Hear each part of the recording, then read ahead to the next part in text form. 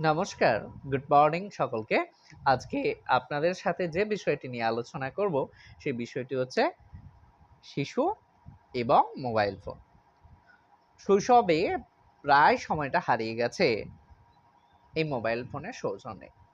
পরিবারের লোকজনদের সঙ্গে মেশা, নিজের শারীরিক চর্চার জন্য যে খেলাধুলো, নিজের শৈশবটাকে গড়ে তোলা, সে প্রকৃতির সাথে মেশা একদম আমাদের হারিয়ে গেছে এই মোবাইল ফোনের সৌজন্যে। এবং সেটা এখন শুরু হয়ে গেছে প্রায় শৈশবকাল থেকে। এর জন্য অনেক মা-বাবা, বাড়ির লোকেরা, ফ্যামিলি মেম্বার্স যারা রয়েছেন এবং আধুনিক সমাজের মানুষরাও মনে করছেন এর জন্য একান্তভাবে দায়ী শিশুটি নিজেই। এই কথা কোনো অংশে পুঙ্খানুপুঙ্খভাবে সত্য নয়। এর একটি অন্যতম বিশেষ কারণ হলো শিশু যে আচার-আচরণগুলি করছে বা যে আচার-আচরণগুলো আয়ত্তীকরণ করছে, এর জন্য শিশুর মধ্যে সেই অভ্যাস গড়ে তোলার জন্য শিশু একাই দায়ী না।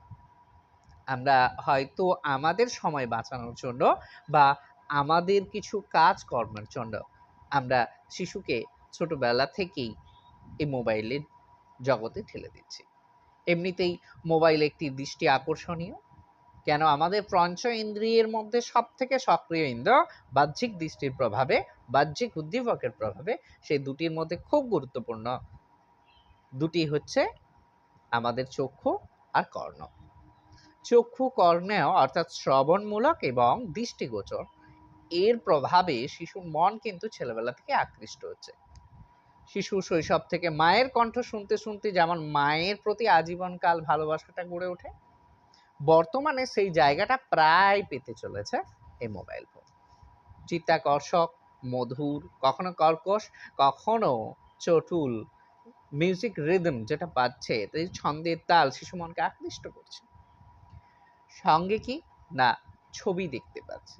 সেটা আপনি যেই ধরনের ছবি দেখান না কেন, সেটা আপনার কাছে ভালো মনে হলেও শিশু মনের প্রভাব কতখানি ফেলছে।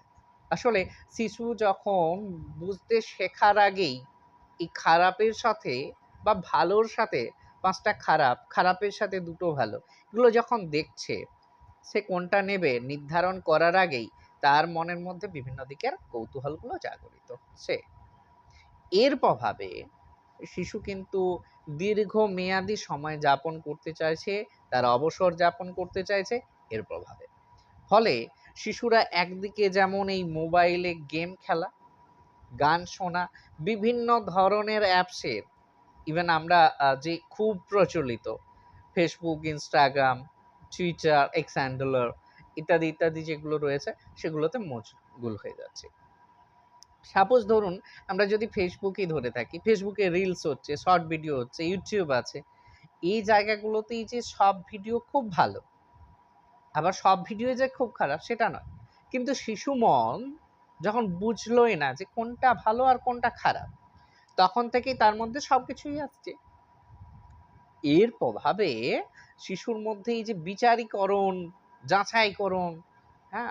সংশ্লেষিত করার বিষয়টা এর আগেই কিন্তু এসে যাচ্ছে যে আ বিভিন্ন ধরনের জিনিস দেখে কোনটাতে বেশি ইন্টারেস্টেড হচ্ছে, কোনটাতে বেশি মনোনিবেশ করছে, এটা বাছতেই বা এটা গঠন করার আগেই সে মোবাইলের একদম নেশাগ্রস্ত হয়েছে। অ্যাডিক্টেড হয়ে যাচ্ছে।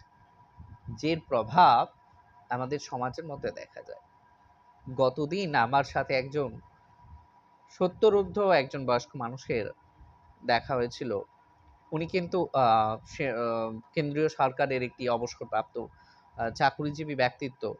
বার্ধক্য যথেষ্ট এসেছেন। চোখে প্রায় দেখতে পান না।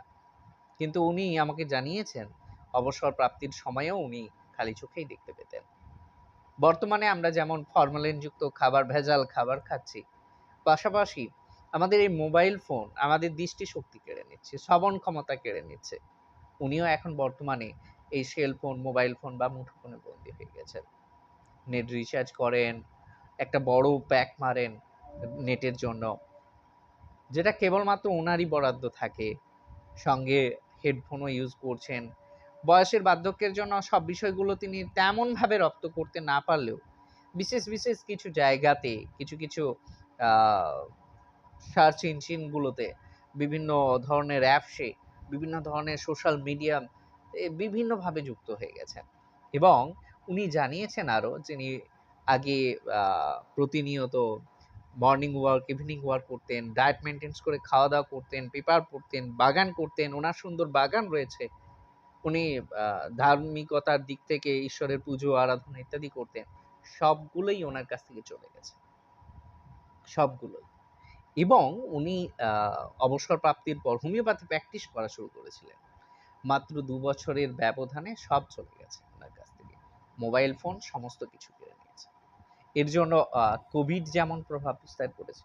আর শিশু মন গঠনের সময়, সেই সময়েও প্রবল প্রভাব নিয়েছে। তাই যথাসম্ভব শিশুদেরকে সময় দিন। মোবাইল থেকে দূরে রাখুন। খুব প্রয়োজন না হলে ব্যবহার করার দরকার নেই। আপনি না ব্যবহার করলে শিশুর মনে ধীরেই চলে যাবে। তবে শুধু শিশুকে করলে হবে না, সমাজকে করতে হবে। কারণ একা বাড়ির শিশুকে কোনোভাবেই বিচ্ছিন্ন করতে পারবেন না, যখন দেখবে যে ১০ টা বাচ্চা মোবাইলে আছে। এখনকার শিক্ষাও এই মোবাইলের মাধ্যমে হয়। তবে কোন শিক্ষা হয় আর কতটা শিক্ষা হয়, সেটার পরিমাণ কেবলমাত্র এই বাচ্চাদের থেকেই জানতে পারবেন। কিভাবে তারা ইউজ করে। ধন্যবাদ। যদি মন্তব্যগুলো ভালো লাগে বা আপনাদের কোনো কমেন্টস থাকে আমাকে লিখে জানাবেন। সকলকে আন্তরিক শুভেচ্ছা জানাই। ধন্যবাদ।